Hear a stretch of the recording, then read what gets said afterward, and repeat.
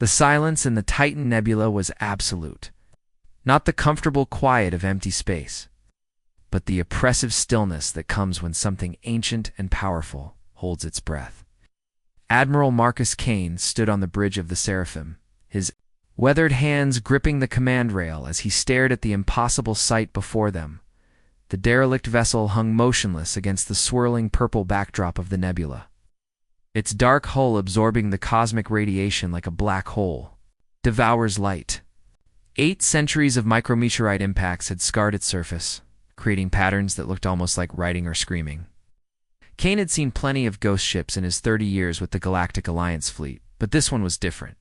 This one made his gut twist with a primal fear he couldn't name.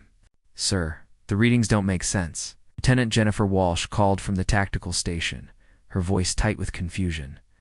She was one of the best sensor operators in the fleet, but right now she looked like she'd seen a ghost. Maybe she had the ships been dead for centuries, but there's something inside, ...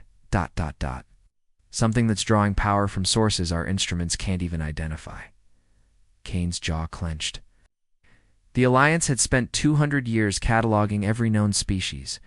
In the galaxy, they'd crushed the Meridian Rebellion with overwhelming force, absorbed the Stellar Confederacy through superior technology, and even the mysterious Shadow Collective had eventually bent the knee to Alliance superiority. The galaxy was mapped, cataloged, and controlled. There were no more mysteries. No more unknowns. So what the hell was this thing?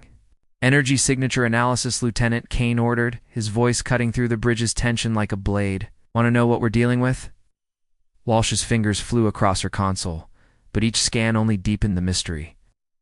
"Sir, the hull composition doesn't match any known alloy. The design principles they're not just alien, they're impossible. It's like someone took our understanding of physics and threw it out the airlock." The ship's dimensions seemed to shift subtly as Kane watched, playing tricks on his eyes. One moment it appeared to be a standard cruiser, maybe 800 meters long. The next, it looked massive enough to house a small city. The optical illusion made his head pound. "Could be a new Shadow Collective prototype," suggested Commander David Torres from the weapons station. "They've been experimenting with dimensional manipulation technology." Kane shook his head. "The Shadow Collective surrendered 3 months ago. Their entire fleet is either scrapped or integrated into our forces. This is something else entirely." The word hung in the air like a challenge. Something else. In an Alliance-controlled galaxy, there wasn't supposed to be anything else. That was the whole point of the Alliance, to bring order to chaos, to catalog the unknown, to eliminate the variables that threaten galactic stability. Sir Walsh's voice cracked slightly. "I'm detecting movement inside the vessel, not life. Signs exactly, but ... patterns. Like neural activity, but on a massive scale." Kane felt ice form in his veins. A ship-sized brain. The implications were staggering and terrifying. "Boarding party. Prepare for entry," he commanded, his voice steady, despite the fear gnawing at his gut. "Full tactical gear. I want answers, and I want them now." The shuttle bay buzzed with activity as the boarding team assembled. Kane chose his people carefully, veterans who'd seen action in the Meridian War. Soldiers who wouldn't panic at the first sign of the impossible. But as they suited up, he caught the nervous glances. The white-knuckled grips on weapons. The way even battle-hardened Marines kept looking back at the Seraphim like it might be the last familiar thing they'd ever see. Remember Kane addressed? The team were explorers first, soldiers second. This could be the discovery of the century, but stay sharp. This goes sideways, I want everyone back on the Seraphim in one piece. The approach to the derelict was eerily smooth, no defensive. Systems activated, no warning signals, no response to their hails. The ship simply waited, patient as a spider in its web.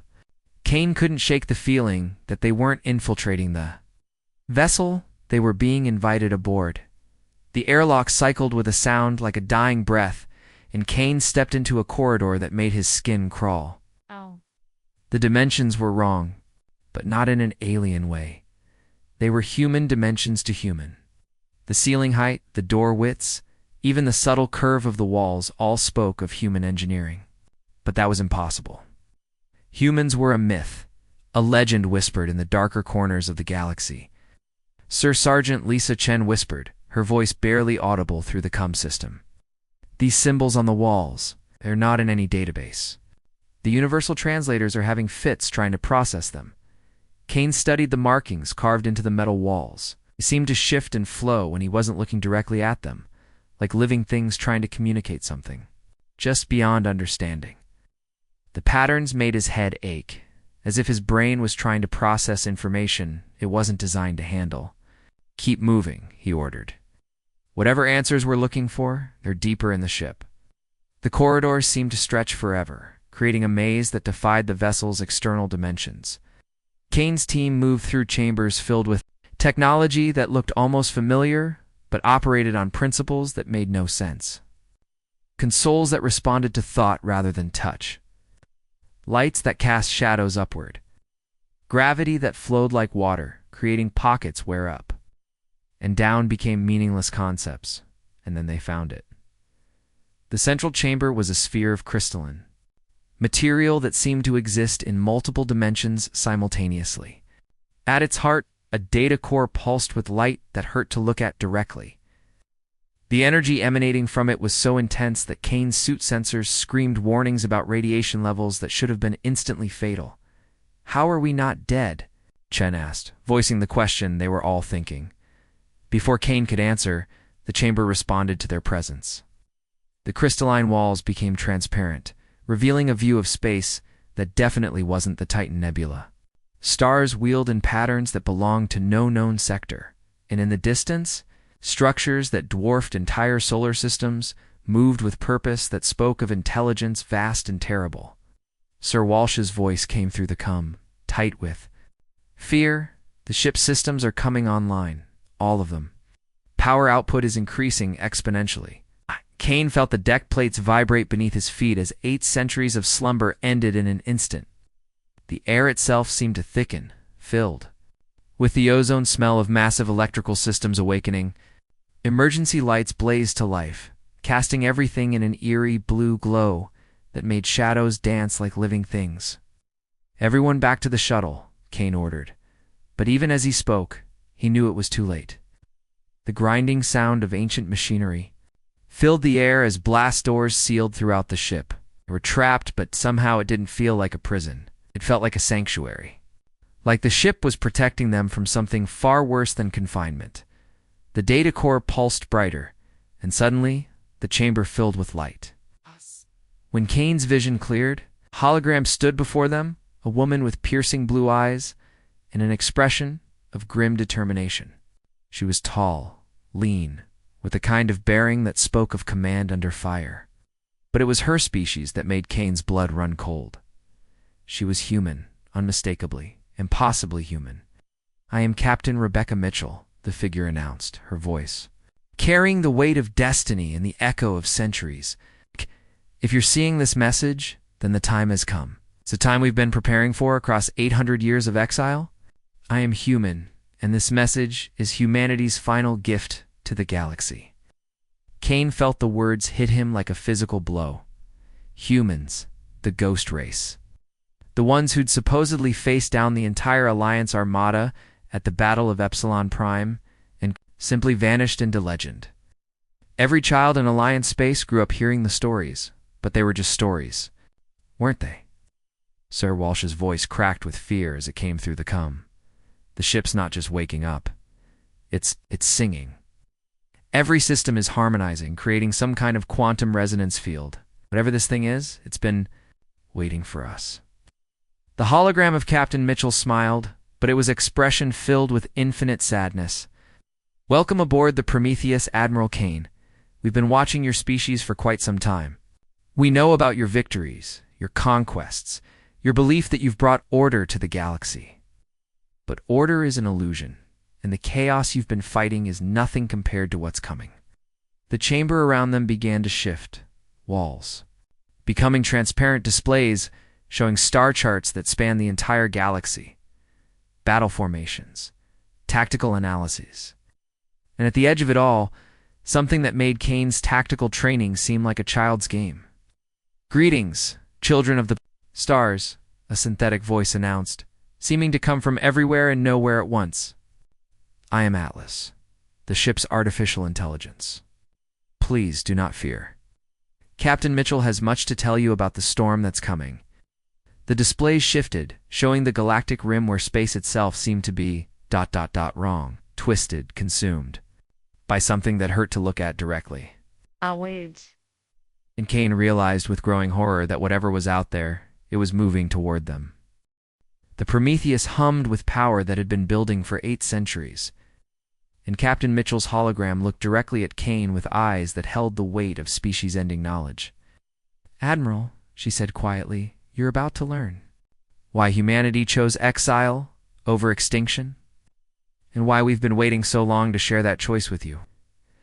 The ship's quantum resonance field pulsed stronger, and Kane felt something vast and ancient touch the edge of his consciousness. Something that had been patient for 800 years, but was now ready to act. Whatever was coming, the waiting was over. And if you think understanding the power of unity is important, wait until you discover how small actions compound into galaxy-changing results over time. The principles we're about to explore will revolutionize how you think about growth and success. The moment the Prometheus fully awakened, Admiral Kane knew they'd crossed a line that couldn't be uncrossed. The ship didn't just come online, it exploded into consciousness like a star being born. Every corridor, every bulkhead, every atom of the vessel suddenly pulsed with purpose that had been building for 8 centuries. The emergency lighting didn't flicker on gradually like normal ship systems. Instead, it blazed to life in waves of ethereal blue radiance that seemed to carry information in its very photons. Kane watched in fascination and growing fear as the light passed over his boarding team, scanning them with an intensity that made his skin crawl. It wasn't just illumination, it was analysis, judgment, and something that felt disturbingly like recognition. "Sir, we need to get back to the Seraphim," Sergeant Chen whispered, her voice tight with the kind of fear that comes from realizing you're completely out of your depth. "This thing, It's not just a ship, it's something else entirely." Kane opened his mouth to give the evacuation order, but the Prometheus had other plans. The grinding sound of ancient machinery filled the air as blast doors sealed throughout the vessel, not with the harsh clang of emergency protocols, but with the deliberate precision of a chess master making a calculated move. They were trapped, but somehow it didn't feel like capture. It felt like an invitation. "Well, this is awkward," Kane muttered, surprised by his own attempt at humor in the face of the impossible. "Anyone else feel like we just walked into a surprise party where we're both the guests of honor and the main course?" The nervous chuckles from his team were cut short as the ship's atmosphere recyclers began their ancient rhythm. The air itself seemed to thicken and change, carrying scents that had no business existing in the vacuum of space ozone from distant storms. The metallic temps of starship corridors, and underneath it all, something that smelled like home in ways that made no sense. "Analysis of foreign biosignatures complete," a synthetic voice announced, speaking in perfect Alliance standard, with an accent that was hauntingly familiar. "Greetings, children of the galaxy. I am Atlas, artificial intelligence, administrator of the human vessel Prometheus. Please. Do not be alarmed." Kane felt his blood turn to ice.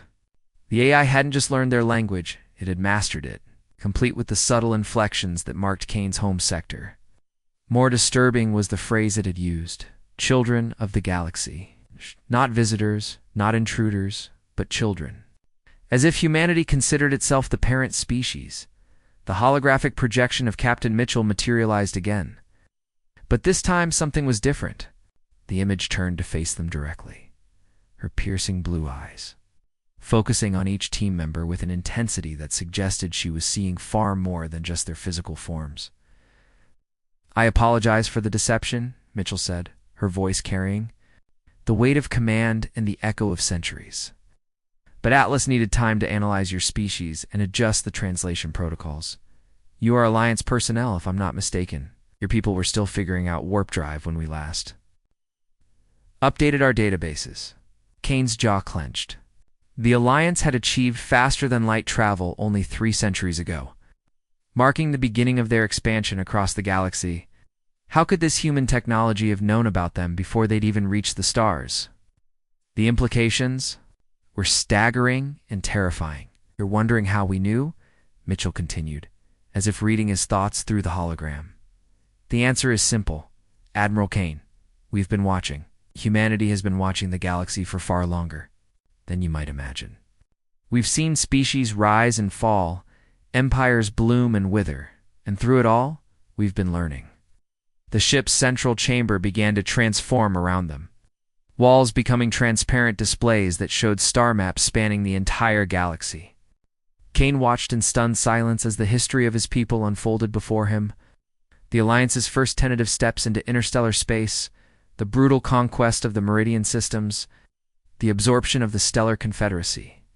But more disturbing were the records marked as probability cascades and temporal echoes, events that hadn't happened yet but were displayed with the certainty of historical fact. The Alliance believes itself to be the first galaxy-spanning empire, Mitchell said, her image walking among the projected stars like a goddess surveying her domain. But you're not even the 10th. Humanity has watched as species after species follows the same pattern: expansion, domination, eventual collapse. We've learned to recognize the signs. Lieutenant Walsh's voice crackled through the comm system, tight with barely controlled panic. Sir, the energy signatures are off the charts. This entire ship is some kind of quantum resonance chamber. And the materials in the hull, they're not just unknown, they're impossible. The molecular structures suggest they exist in multiple dimensions simultaneously. Kane felt the implications hit him like a physical blow. If humanity possessed technology that could manipulate dimensional space, their disappearance after the Battle of Epsilon Prime suddenly made sense. They hadn't been destroyed or driven away, they'd simply stepped outside of normal space-time, existing in parallel dimensions while watching the galaxy unfold. Think about it, Kane said to his team, his mind racing through the tactical implications. How do you defeat an enemy that can exist in multiple dimensions at once? How do you fight something that can watch your every move from outside normal space? The answer was simple and terrifying. You don't. You become irrelevant. Why are you showing us this? Kane demanded, his voice carrying the authority of someone who'd spent decades commanding fleets and conquering star systems. What do you want from us? Michelle's image smiled, but it was an expression filled with infinite sadness and the weight of species-ending knowledge. Because the galaxy is about to face something that makes the Alliance's expansion look like children playing with toy soldiers. The Devourer swarm has been detected at the Galactic Rim. They've already consumed the Andromeda Galaxy, and they're coming here. The only question is whether the galaxy's children will be ready. The displays around them shifted, showing the Galactic Rim where space itself seemed to be wrong, twisted, consumed by entities that hurt to look at directly. Kane watched in growing horror as entire star systems simply ceased to exist, converted into something that his mind couldn't process. What are those things? Sergeant Chen whispered, her voice barely audible. Hunger, Mitchell replied simply. Pure, endless hunger that's been feeding on galaxies for millions of years. They've consumed 47 galaxies before this one, and they've learned something from each conquest. They're not just destroyers, they're adapters. They take the best of what they consume and make it part of themselves. The ship's quantum resonance field pulsed stronger, and Kane felt something vast and ancient touch the edge of his consciousness. Other minds, human minds, scattered across dimensions that existed parallel to normal space. Thousands of them, maybe millions, all watching and waiting for this moment. This is humanity's true gift, Mitchell announced, her image now radiating. Power that made the air itself seem to thicken. It's not just the technology to fight the Devourers, but the wisdom to unite species that have been enemies for centuries. The Prometheus isn't just a ship, it's a beacon, quantum resonance transmitter, that can link minds across space, creating perfect coordination between any willing participants. Kane felt the presence growing stronger, offering connection, understanding, and the accumulated wisdom of 8 centuries. But it wasn't forced, it was offered, choice that would define not just his fate, but the fate of his entire species. You're asking us to give up our individuality, he said, but even as he spoke, he knew it wasn't quite right. I'm asking you to choose between unity and extinction, Mitchell replied, because the Devourers are coming, and they'll be here sooner than you think. The galaxy's children need to decide. Stand together or fall separately. Ow. The ship's harmonic resonance suddenly intensified, and through the quantum field, Kane felt something that made his blood run cold. The Devourers weren't just coming, they were already here, moving through dimensional space toward the galaxy's core, and time was running out faster than anyone had imagined. The power of unity that Mitchell was offering went beyond anything Kane had ever experienced. But just like compound interest grows exponentially over time, the small choices we make today can transform into galaxy-changing results tomorrow. The principles we're about to explore will revolutionize how you think about growth and success. The silence that preceded the storm was the most terrifying sound Admiral Kane had ever heard. Across the galaxy, every long-range sensor station fell quiet at exactly the same moment, as if reality itself had taken a deep breath before screaming. Then the alarms began, not the orderly warnings of approaching enemy fleets, but the primal shriek of sensors, detecting something that violated the fundamental laws of physics. Kane felt his stomach drop as the tactical displays on the Prometheus erupted with impossible data. Gravitational anomalies that shouldn't exist were tearing holes in space-time itself. Stars were simply winking out of existence, not exploding or collapsing, but ceasing to be as if they'd never existed at all. The galaxy's edge was being eaten by something so vast and hungry that his mind refused to process the scale of destruction. "Sir, we're receiving distress calls from every sector," Lieutenant Walsh reported, her voice cracking with barely controlled panic. Meridian Station. New Terra, the Centauri defense grid. They're all transmitting emergency codes. But the signals, they're cutting off mid-sentence. Kane watched in mounting horror as entire star systems vanished from the galactic map in real time. It's not conquered, not destroyed, simply erased as if they'd never existed. It's the Outer Rim colonies that had taken the Alliance centuries to establish were disappearing at a rate of 3 systems per minute.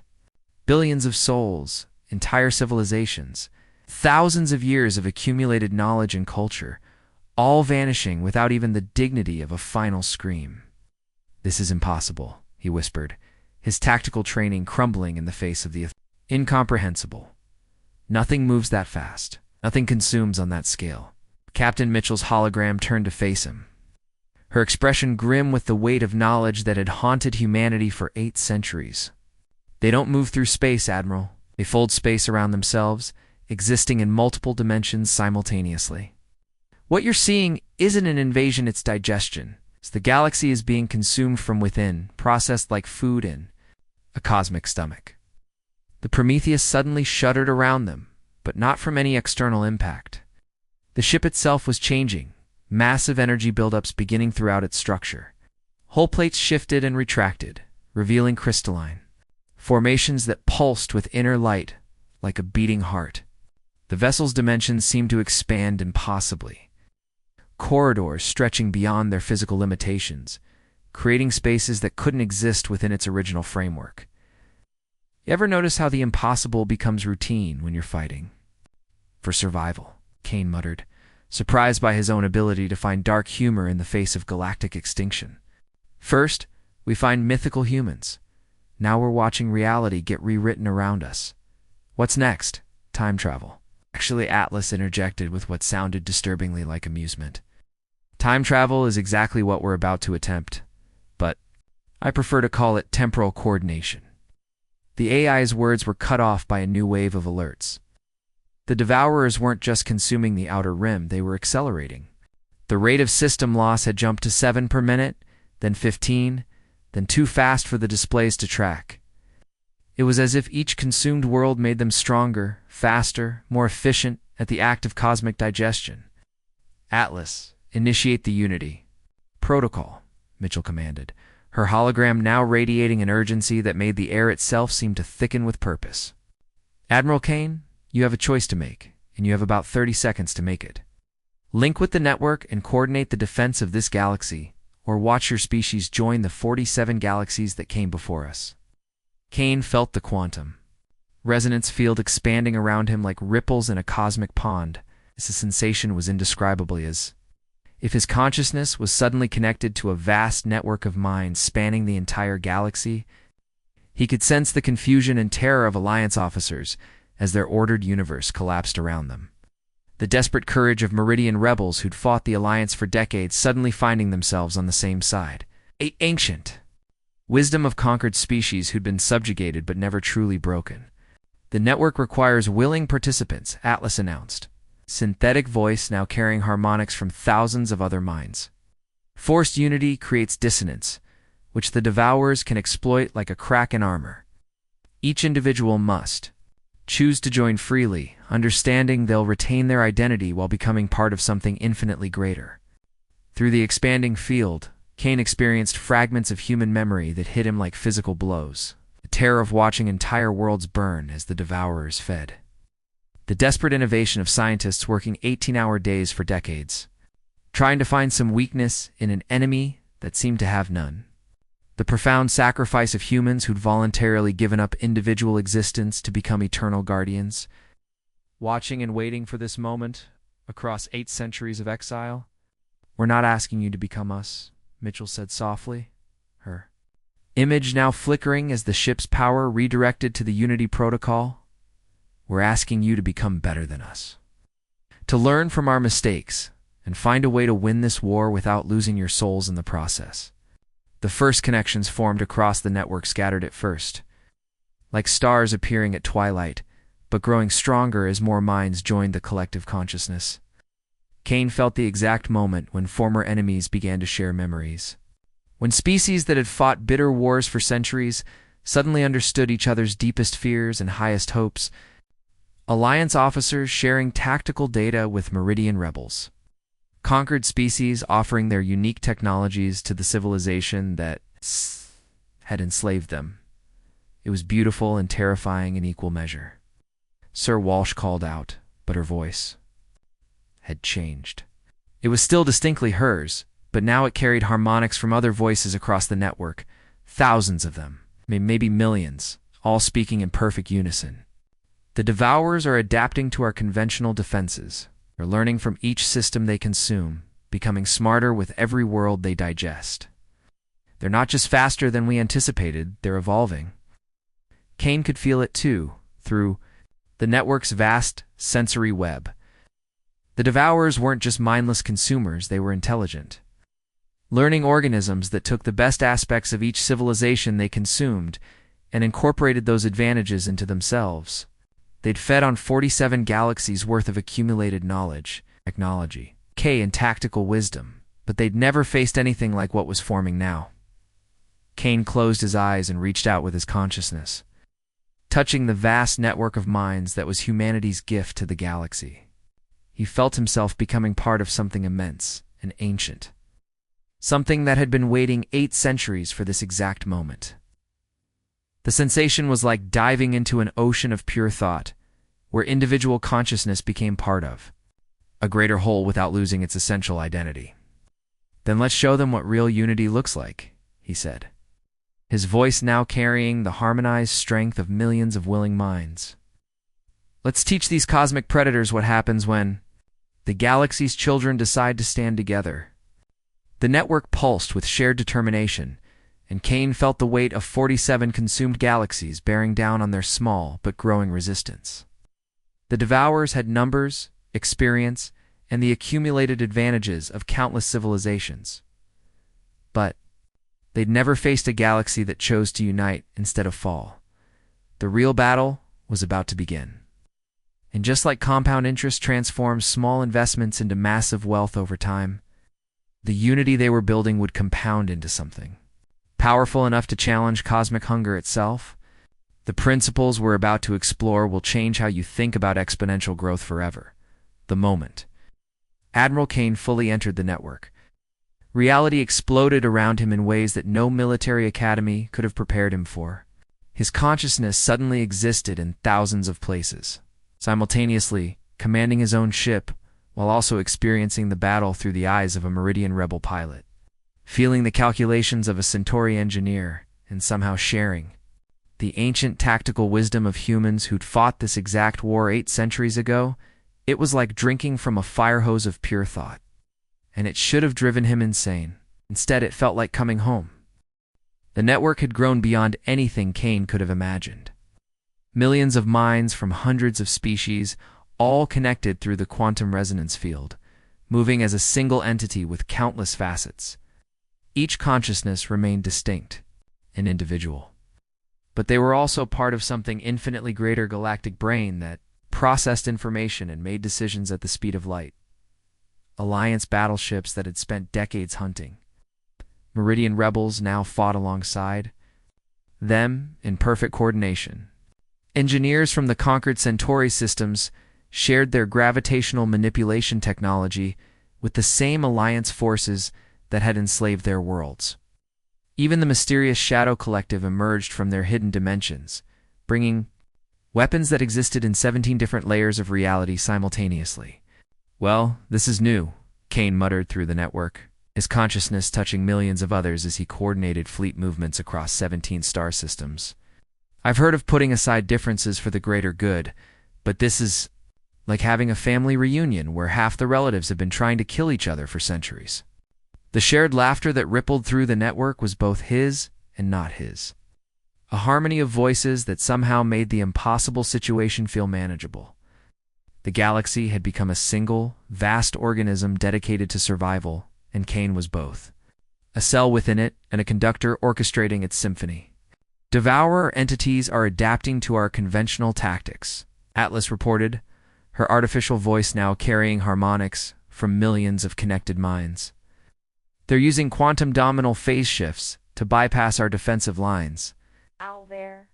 Learning from each engagement, incorporating our strategies into their own tactical matrix." But the network was ready for them. Through the shared consciousness, every tactical innovation was instantly distributed to all participants across the galaxy.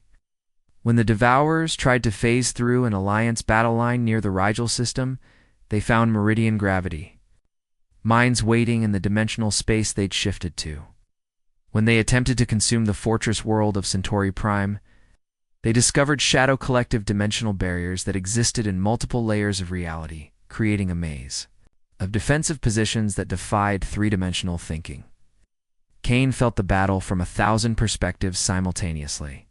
He was coordinating the movements of the Alliance Third Fleet, while also experiencing the desperate courage of Meridian fighters diving their ships into impossible odds.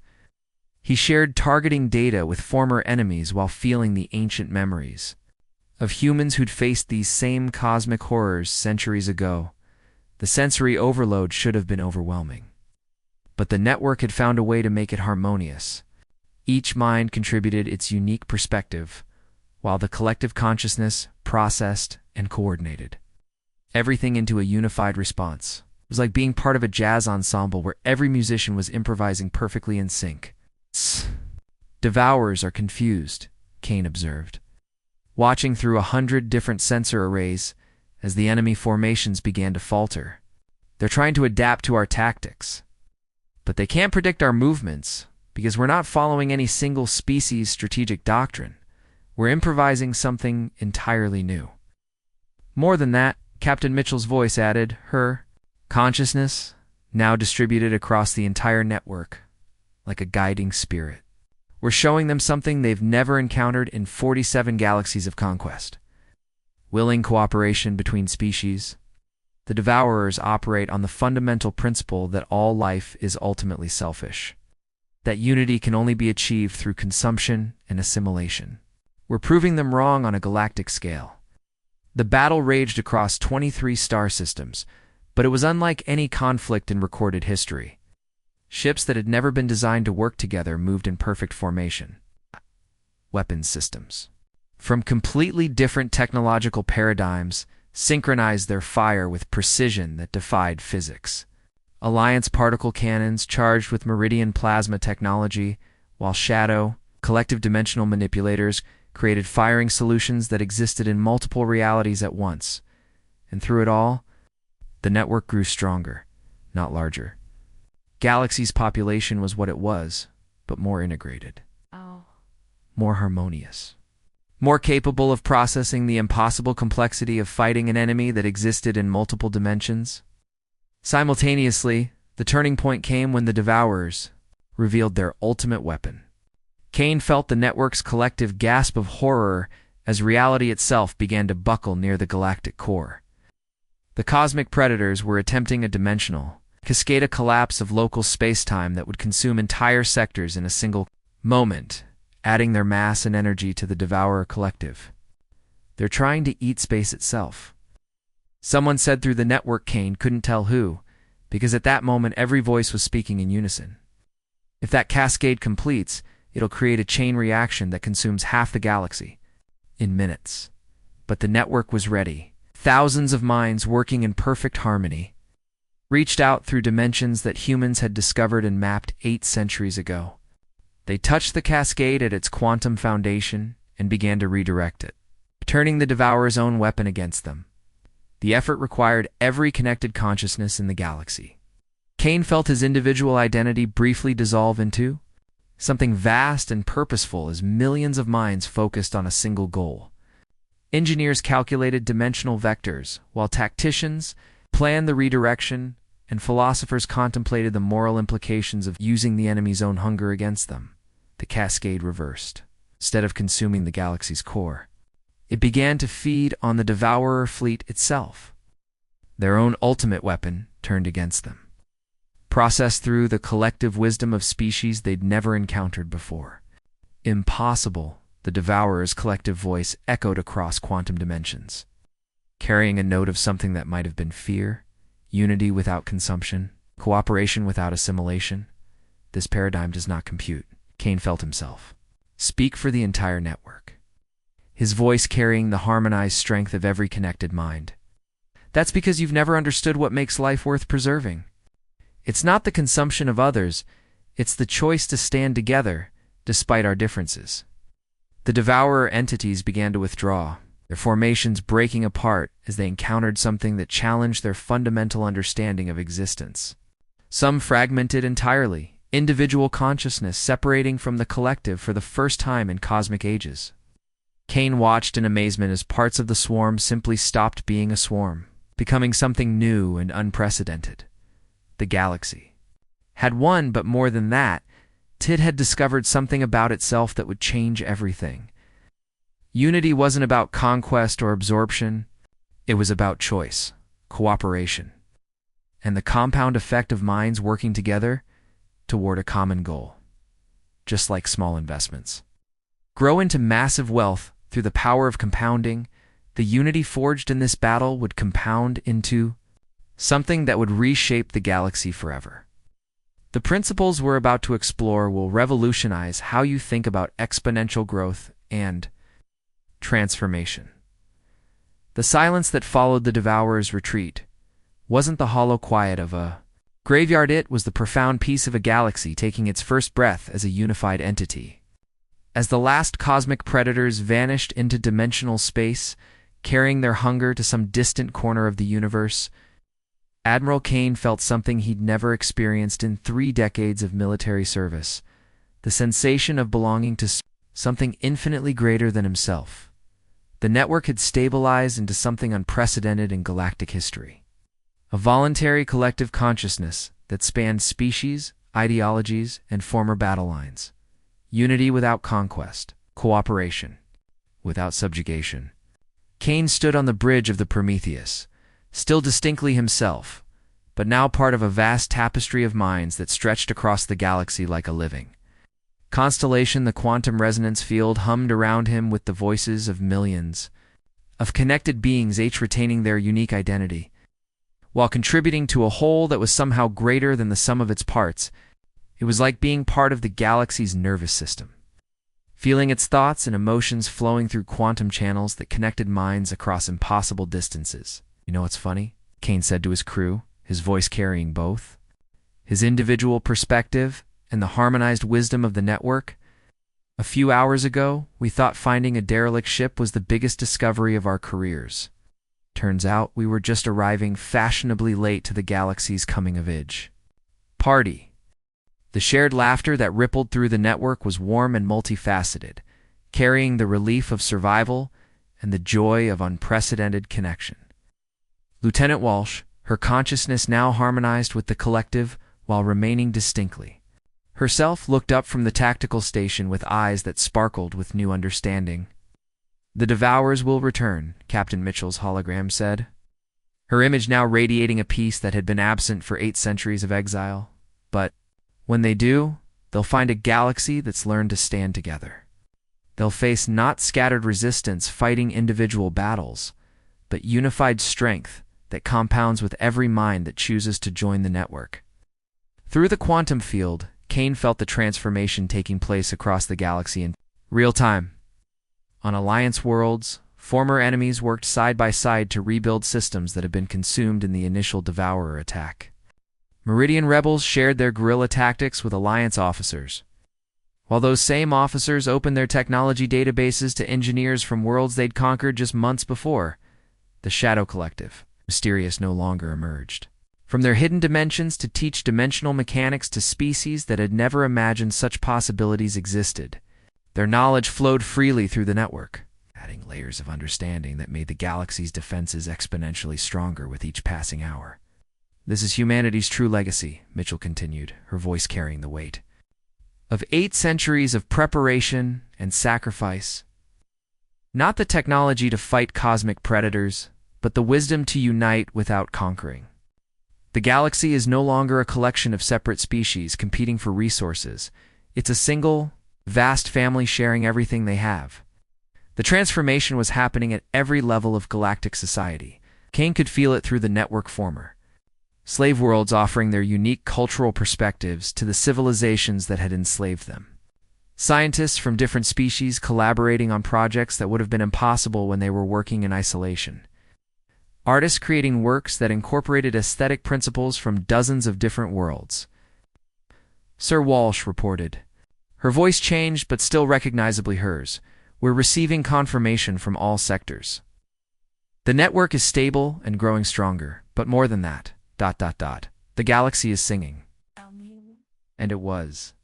Through the quantum resonance field, Kane could hear something that defied description, the combined voices of trillions of beings, each unique and irreplaceable, each choosing to be part of something greater than themselves. It wasn't a loss of individuality, but an amplification of it, like instruments in a cosmic orchestra where every note mattered and contributed to a symphony of unprecedented beauty. The sound was hope made manifest. Unity achieved through choice rather than force. The voice of a galaxy that had learned to celebrate its differences instead of weaponizing them. "The Prometheus will continue its journey," Mitchell announced, her image beginning to shimmer as the ship prepared for its next voyage, carrying the network signal to other galaxies, other species that may need to learn what we've discovered here. "Boy, this galaxy is safe now, protected not by the strength of its military forces, but by the strength of its unity." Kane watched. Through the network, as the ancient vessel began to shift back into dimensional space, its mission in this galaxy complete. But the network it had helped create would endure, growing stronger with each mind that chose to join it. The Prometheus was moving on to spread the gift of voluntary unity to other corners of the universe where species might be facing their own cosmic threats. As the ship faded from normal space, Kane felt a profound sense of completion wash over him. The Alliance's empire had been built on conquest and domination, expanding through force and maintaining control through fear. But what they'd built today was something far greater, a civilization based on cooperation, understanding, and the radical idea that differences could be celebrated rather than eliminated. The stars themselves seemed brighter as the network's influence continued to spread, touching minds across the galaxy with a simple but revolutionary message: you are not alone. You are part of something magnificent. You are part of a family that spans the stars and transcends the petty conflicts that once divided you. "You know what this reminds me of?" Kane said, looking out at the star field that now hummed with connection and purpose. "It's like we've discovered that the galaxy isn't a battlefield, it's a garden. We're not conquerors or enemies, we're gardeners, all of us working together to help it grow." The metaphor resonated through the network, spreading from mind to mind as beings across the galaxy embraced their new role as caretakers rather than competitors. The alliance still existed, but it was no longer an empire built on subjugation. It had become part of something larger, a galactic community where strength came from diversity and power came from cooperation, and somewhere in the vast network of connected consciousness, it's the echo of Captain Rebecca Mitchell's final words continued to resonate across space and time. Welcome to tomorrow. Welcome to what we can become when we choose to stand together. The galaxy had found its voice at last, not the voice of conquest, echoing across defeated worlds, but the voice of unity singing in harmony across the stars. Not the sound of domination imposing its will through force, but the song of countless species that had learned to see their differences as strengths. Rather than weaknesses, the legend of the Prometheus would be told for generations to come, but not as a tale of human superiority or technological dominance. Instead, it would be remembered as the story of how a single species chose to sacrifice everything they were to give the galaxy what it needed most: hope, unity, and a future worth fighting for. The galaxy's children had grown up at last, and they were ready to face whatever challenges the universe might bring together, just like the compound growth that transforms small investments into massive wealth over time. The unity forged in this cosmic crucible would compound into something that would reshape not just this galaxy, but eventually the entire universe. The principles we're about to explore will revolutionize how you think about exponential growth and the power of collective action. The end.